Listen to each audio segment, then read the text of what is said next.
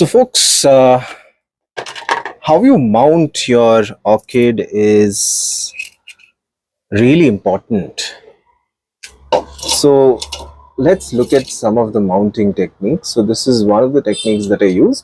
So if you have an orchid pot with holes like this, you can hang it, because keeping it like this on the surface will not give that much needed air at the bottom. Okay, and the plant may not do really well. So it's always better to hang your orchid pots.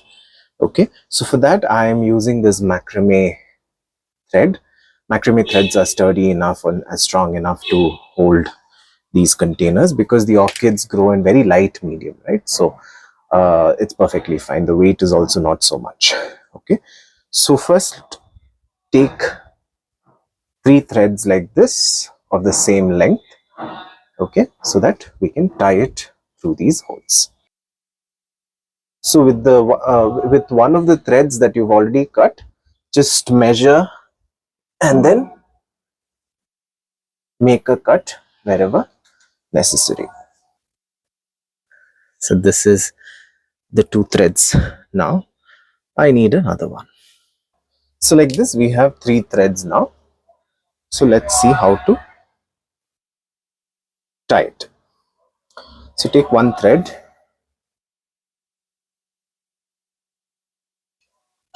and then select a hole that is at the top most position. Okay, see, some people actually make a hole and then they do it. That is also perfectly fine. I don't want to do all those things, so I'm just doing the lazy man's work and I'm tying it here. So one knot and then another for safety. That's it. If you want, you can have a third one as well. So the first knot is ready. So see a hole that is probably a little opposite to the hole that you already tied. So I see this one here. I'm going to tie this here.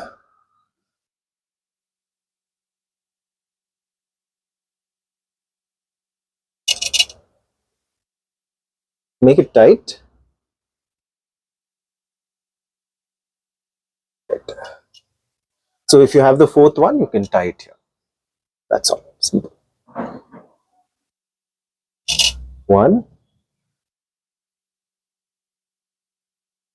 2, and 3. So that's it. We've tied the ends. Now we have to tie the top portion. Okay. So take all the 3 threads like this. See where it converges. Like you can either keep it short or you could extend it a little and then tie the knot. Okay, this is the knot. This is the final knot. One more for good luck.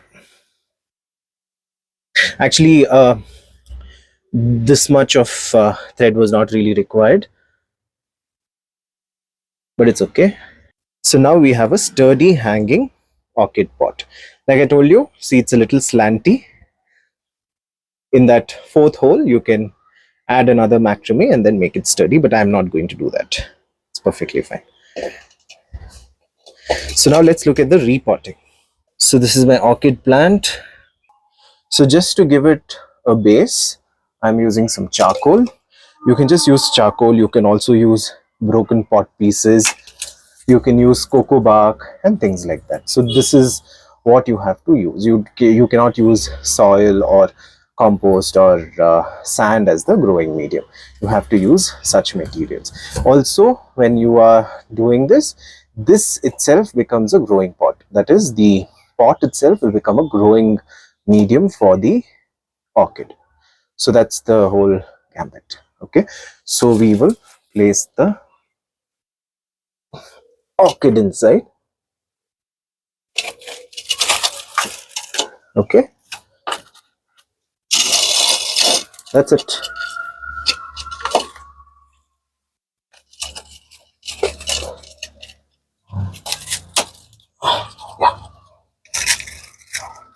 And then we can add some more charcoal.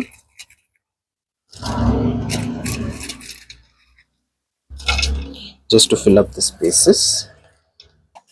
So for some starter enrichment, I'm using some compost into this.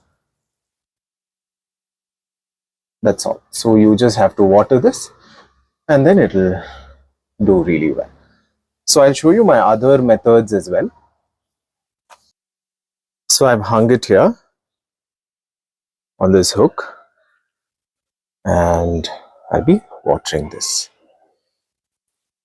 See, I told you the container becomes a growing medium on its own. You can see the old roots, they've entangled these pots. So that's how orchids do well. You know, the base has to be free as well, because the roots have to dangle, and the roots have to, the undersides also have to get air, etc. So that's very important. That's why I have done this rather than placing them on the ground. Here is another arrangement that I've done similarly. So another thing you can do is you can buy these plastic mesh pots. You can see this, or you can make this on your own also. You can just buy these things and then you can clip it and you can make it into a funnel shape or a cone shape, and the same thing, you just have to add charcoal pieces, some bark, even leca balls are perfectly fine for orchids. You can use all that. You can use coir as well, and then you can just place the plant and see it's already blooming. So this was probably repotted a few months ago, and then you can look at these arrangements as well. So it's a little shabby but works nonetheless. See the blooms. So when you're watering, water their roots like this. Don't water the plant, water only the roots. And then another form of mounting is mounting this on a living tree. So I have this mango tree that hasn't bloomed, so I have mounted this on the tree itself. So you can just use some threads, you can use some cocoa fiber,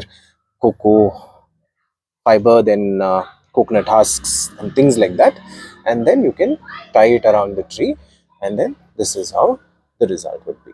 So the orchids are getting the shade from the tree as well, right? So you can do this. I have also grown some bromeliads on this and they are really doing well. You can see they have given out flower spikes and things like that. You can see a small bromeliad pup. So this is how orchids actually grow in nature. So that's why they are doing so well, orchids and other epiphytes. So that's why you see how wonderfully they're growing, right? So these are three mounting techniques, and these are very important for orchid growth as well as its vitality. Okay, this is how you get them to grow.